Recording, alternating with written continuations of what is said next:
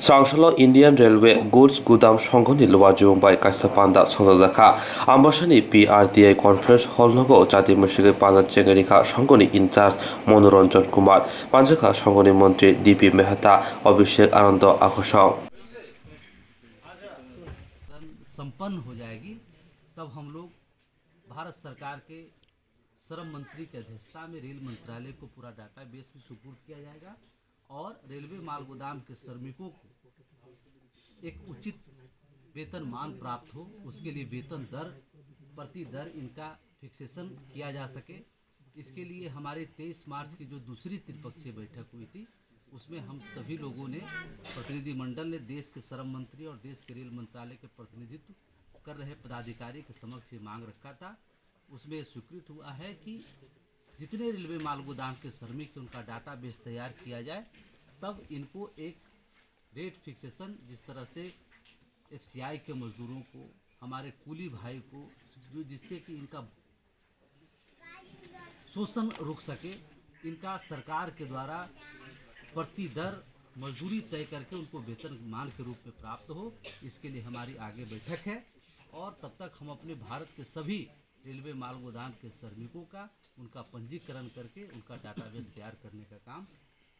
जोर शोर से हमारी संगठन और हमारे तमाम पदाधिकारी के द्वारा से किया जा रहा है। यही आज इस कार्यक्रम का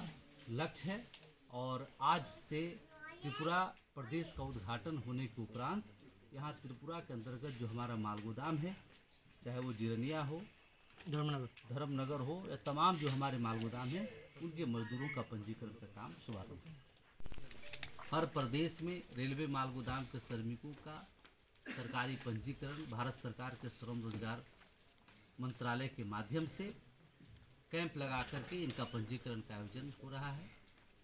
और संगठन को हर प्रदेश में वहाँ के मुख्यमंत्री माननीय मंत्री महोदय के द्वारा रेलवे माल गोदाम के श्रमिकों की हौसला अफजाई के लिए विभिन्न प्रदेशों में उनके साथ कार्यक्रम उद्घाटन समारोह का आयोजन करके मजदूरों का लगातार पूरे भारतवर्ष में लगभग 8 लाख की संख्या में रेलवे माल गोदाम के मजदूर काम करते हैं और उनको जो आज पहचान मिला है, उनके लिए जो विभिन्न सुविधाएं प्राप्त हुई है, ये पंजीकरण के माध्यम से उन तक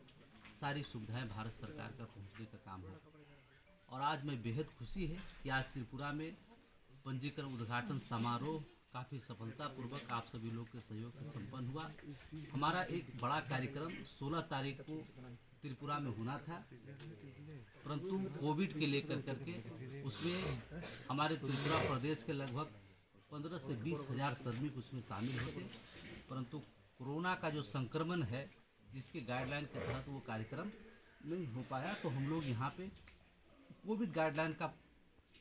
हर तरह से पालन करते हुए कम से कम संख्या में जो सरकार का निर्देश है उसका अनुपालन करते हुए हम आज इस कार्यक्रम को आज अम्बासा की धरती पर माँ त्रिपुरा की धरती त्रिपुरा प्रदेश में हम लोग आज अपने मजदूरों के पंजीकरण उद्घाटन समारोह का आयोजन कर रहे हैं, जिससे कि इन मजदूरों का आने वाला समय में उनका भविष्य सुरक्षित हो। अद्भुत सफलता संगठन को प्राप्त हुआ। संगठन की प्रथम त्रिपक्षीय बैठक 28 अक्टूबर 2003 के अटल बिहारी वाजपेयी के तत्कालीन प्रधानमंत्री जी के शासनकाल में